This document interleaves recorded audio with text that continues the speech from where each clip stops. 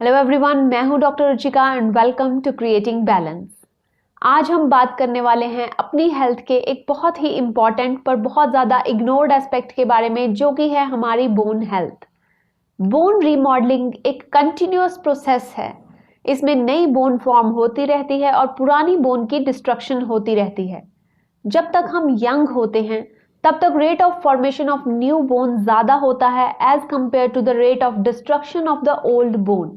मतलब जब तक हम यंग होते हैं तब तक हमारी बोन के फॉर्मेशन का रेट ज़्यादा होता है और मैक्सिमम लोग अपना मैक्सिमम बोन मास अचीव कर लेते हैं till the age of 30 years. इसके बाद हमारा rate of formation of bone जो होता है वो कम हो जाता है। आज के इस वीडियो में हम डिस्कस करेंगे कुछ ऐसे फैक्टर्स जिन पर हमारा बोन मास और बोन डेंसिटी डिपेंड करती है, और फिर हम डिस्कस करेंगे 6 ऐसे टिप्स के बारे में जिन्हें हम फॉलो करके अपने बोन मास को बढ़ती एज के साथ भी बनाए रख सकते हैं। तो चलिए शुरू करते हैं वीडियो। अब सबसे पहले हम बात करेंगे कुछ ऐसे फैक्टर्स की जिन पर हमारी बोन हेल्थ डिपेंड करती है। इनमें सबसे पहले आती है हमारी एज। जैसे जैसे हमारी एज बढ़ती है वैसे वैसे हमारी बोन डेंसिटी कम होने लगती है और हमारी बोन्स वीक होने लगती हैं। अब कुछ हद तक तो ये बोन डेंसिटी का loss with the ageing process normal है, पर अगर समय रहते अपनी बोन्स का प्रॉपर ध्यान ना रखा जाए तो एक्सेसिव बोन लॉस हो सकता है, जिसकी वजह से हमारी बोन्स पोरस हो सकती हैं, वीक हो सकती हैं और हमें ऑस्टियोपोरोसिस भी हो सकता है। इंटरनेशनल ऑस्टियोपोरोसिस फाउंडेशन के मुताबिक हर 3 में से एक वुमेन और 5 में से एक मैन को after the age of 50 years fracture का सामना करना पड़ता है ड्यू टू ऑस्टियोपोरोसिस, क्योंकि उन्हें ऑस्टियोपोरोसिस हो जाता है। इसलिए समय रहते अपनी बोन्स का प्रॉपर ध्यान रखना बहुत ज़रूरी है ताकि बढ़ती एज के साथ हमारी बोन डेंसिटी में ज़्यादा फर्क ना पड़े। नेक्स्ट फैक्टर जिस पर हमारी बोन हेल्थ डिपेंड करती है वो है हमारा जेंडर। वुमेन में ऑस्टियोपोरोसिस होने के चांसेस ज़्यादा होते हैं एज कंपेयर्ड टू मेन, क्योंकि वुमेन में बोन टिश्यू कम होता है मेन के कंपैरेटिवली।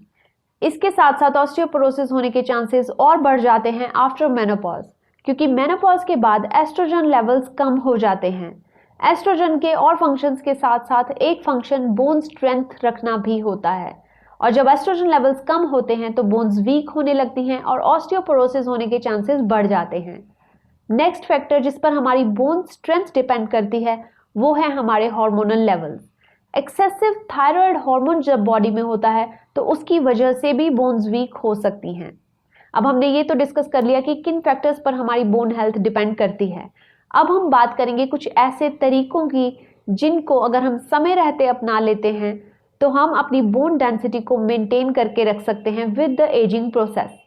लो कैल्शियम डाइट्स का डायरेक्ट रिलेशन देखा गया है अर्ली बोन लॉस के साथ, लो बोन डेंसिटी के साथ। इवन इससे बोन फ्रैक्चर होने के चांसेस भी बढ़ जाते हैं। तो ये बहुत ज़रूरी है कि हम रेकमेंडेड अमाउंट ऑफ कैल्शियम अपनी डाइट में ज़रूर इंक्लूड करें। वो लोग जिनकी एज बिटवीन 19 टू 50 ईयर्स है, या फिर वो मैन जिनकी एज 51 टू 70 ईयर्स तक है, उन्हें daily 1000 milligram of calcium per day लेना चाहिए। और ये डोज हमें बढ़ानी पड़ती है उन वुमेन के लिए जिनकी एज 50 ईयर्स से ज़्यादा है, और उन मेन के लिए जिनकी एज 70 ईयर्स से ज़्यादा है, उन्हें लेना चाहिए 1200 milligrams of calcium per day. Teenagers को 1300 milligrams of calcium per day लेना चाहिए। तो हमें अपने डाइट में रिकमेंडेड अमाउंट जो कैल्शियम की है उसे ज़रूर इंक्लूड करना चाहिए। अब हम बात करते हैं कैल्शियम के सोर्सेज की। कैल्शियम के अच्छे सोर्सेज हैं डेयरी प्रोडक्ट्स, हर तरह के डेयरी प्रोडक्ट्स, दूध, दही, पनीर, मक्खन, इन सब में कैल्शियम होता है। इसके साथ साथ आलमंड्स, सोया प्रोडक्ट्स जैसे कि टोफू और सेसेमे सीड्स, तिल के जो बीज होते हैं, वो भी कैल्शियम के बहुत अच्छे सोर्सेज हैं। अब ये ज़रूरी नहीं कि हम जितना भी कैल्शियम ले रहे हैं उसे हमारी बॉडी पूरी तरह से एब्जॉर्ब कर पाए, तो कैल्शियम की एब्जॉर्प्शन पर ध्यान देना बहुत ज़्यादा ज़रूरी है। कैल्शियम की प्रॉपर एब्जॉर्प्शन के लिए ये कोशिश करें कि बजाय इसके कि आप एक ही टाइम पर पूरा कैल्शियम लें, आप अपने कैल्शियम रिच फूड्स को through out the day distribute करके ले सकते हैं। इससे कैल्शियम की एब्जॉर्प्शन अच्छे से हो पाएगी।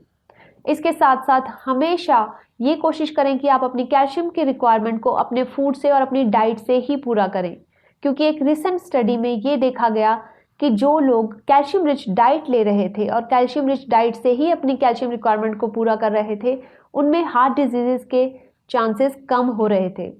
पर जो लोग सप्लीमेंट से अपनी कैल्शियम रिक्वायरमेंट पूरी कर रहे थे, उनमें 22% ज़्यादा रिस्क पाया गया हार्ट डिजीजेस का। तो हमेशा डाइट से कोई भी न्यूट्रिएंट को पूरा करना सेफेस्ट तरीका होता है।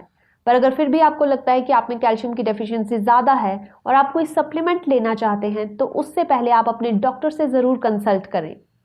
नेक्स्ट फैक्टर जिस पर आपको बहुत ध्यान देना होता है अपनी बोन हेल्थ के लिए, वो है अपने vitamin D levels. Vitamin D levels को प्रॉपरली मेंटेन करना बहुत ज़रूरी है हेल्दी बोन्स के लिए। जैसा कि हमने अभी डिस्कस किया है कि कैल्शियम को सिर्फ अपनी डाइट में इंक्लूड कर लेना सफिशिएंट नहीं है, कैल्शियम की प्रॉपर एब्जॉर्प्शन होना भी बहुत ज़्यादा ज़रूरी है। और कैल्शियम की एब्जॉर्प्शन के लिए ज़रूरी है विटामिन डी। विटामिन डी के मेन सोर्सेज हैं sunlight, mushrooms, oily fish, egg etcetera. इन सब में विटामिन डी होता है। और विटामिन डी लेवल्स कितने होते हैं नॉर्मल, और हम इन्हें अपनी बॉडी में कैसे मेंटेन करके रख सकते हैं, इसके लिए मैंने एक सेपरेट वीडियो बनाया है, तो अगर आप चाहें तो आप उसको भी रेफर कर सकते हैं। इसके साथ साथ कुछ स्टडीज़ में ये देखा गया है कि जिन बच्चों में और जिन एडल्ट्स में विटामिन डी लेवल्स कम थे, उनमें बोन डेंसिटी भी कम पाई गई है।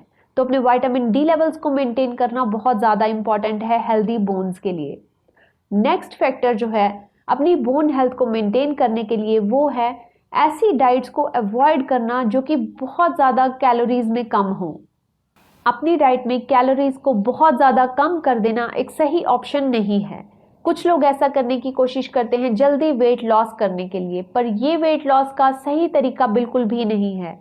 कैलोरीज को बहुत ज़्यादा रिस्ट्रिक्ट कर देने से, कम कर देने से अपनी डाइट में हमारा मेटाबॉलिज्म स्लो डाउन होता है, हमें बार बार भूख लगती है, मसल मास लॉस होता है, और इसके साथ साथ हमारी बोन हेल्थ पर भी इसका इफेक्ट होता है। कई स्टडीज़ में ये देखा गया कि वो लोग जो पर डे 1000 कैलोरीज से कम ले रहे थे, वो नॉर्मल वेट और ओबीज लोग जो 1000 कैलोरीज से कम ले रहे थे हर दिन अपनी डाइट में, उनमें बोन डेंसिटी भी कम हो रही थी। एक ओबीज वुमेन पर स्टडी करी गई जिसमें ये देखा गया कि वो वुमेन जो कि अपनी डाइट में 925 कैलोरीज अप्रॉक्सीमेटली ले रही थी पर डे, उनमें 4 मंथ्स के बाद सिग्निफिकेंट बोन लॉस देखा गया उनके अपर थाई रीजन में और हिप रीजन में, in spite of the fact कि वो रेगुलरली स्ट्रेंथ ट्रेनिंग एक्सरसाइजेस भी कर रही थी। इसके बावजूद भी उनमें बोन लॉस देखा गया। तो हेल्दी बोन्स के लिए और इवन हेल्दी तरीके से वेट लॉस करने के लिए भी ये बहुत ज़रूरी है कि हम एक वेल बैलेंस्ड डाइट लें और किसी भी इंग्रेडिएंट को अपनी डाइट से पूरी तरह से कम करने का या फिर उसे बिल्कुल ही अवॉइड करने की कोशिश ना करें। नेक्स्ट पॉइंट जो है बोन हेल्थ के लिए जो बहुत इंपॉर्टेंट है, वो है बाकी न्यूट्रिएंट्स पर भी ध्यान देना जो कि बोन हेल्थ के लिए ज़रूरी हैं।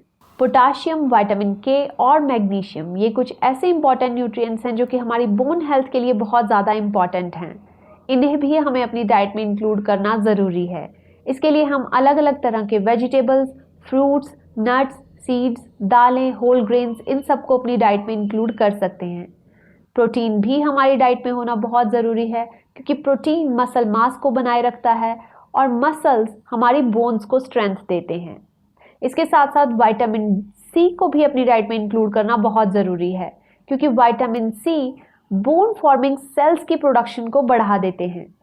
तो विटामिन सी को भी अपनी डाइट में इंक्लूड करना बहुत इंपॉर्टेंट है। नेक्स्ट फैक्टर जो हेल्दी बोन्स के लिए बहुत इंपॉर्टेंट है, वो है एक्सरसाइज और फिजिकल एक्टिविटी। वो लोग जो फिजिकली इनएक्टिव हैं उनमें ऑस्टियोपोरोसिस होने के चांसेस ज़्यादा पाए गए हैं एज़ कम्पेयर टू उन लोगों के जो कि उन्हीं की एज और उन्हीं के जेंडर के हैं पर वो फिजिकली ज़्यादा एक्टिव हैं। तो फिजिकली एक्टिविटी को बढ़ाना और एक्सरसाइज करना रेगुलरली बहुत ज़रूरी है अपनी बोन हेल्थ को मेंटेन करने के लिए। इसके लिए आप किसी भी तरह की फिजिकल एक्टिविटी को चूज़ कर सकते हैं। आप ब्रिस्क वॉकिंग कर सकते हैं, सीढ़ियाँ चढ़ सकते हैं, स्विमिंग कर सकते हैं, साइकिलिंग कर सकते हैं। आप अपनी कन्वीनियंस के अकॉर्डिंगली किसी भी तरह की फिजिकल एक्टिविटी को डेली बेसिस पर अपने लाइफस्टाइल में ज़रूर इंक्लूड करें। नेक्स्ट फैक्टर जो बहुत इंपॉर्टेंट है हमारी बोन हेल्थ के लिए, वो है अपने कैफीन इंटेक को कम करना। एक्सेसिव कैफीन लेने का सीधा असर होता है हमारे कैल्शियम की एब्जॉर्प्शन पे, इसीलिए हमारी बोन हेल्थ भी अफेक्ट होती है। तो ये बहुत ज़रूरी है कि हम अपने कैफीन इंटेक को कम से कम रखें।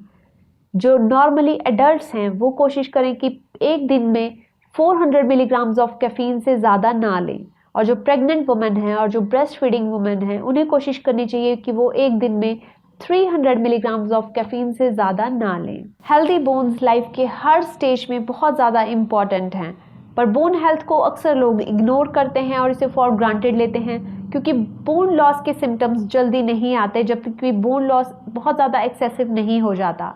पर अब जबकि हमें नॉलेज है तो हम इन पॉइंट्स को फॉलो करके, जो कि मैंने इस वीडियो में बताए, अपनी बोन हेल्थ को मेंटेन करके रख सकते हैं थ्रू आउट आवर लाइफ्स। तो आज के वीडियो में बस इतना ही। Thank you very much for watching. I hope you find the video useful. Stay happy to stay healthy. Thank you.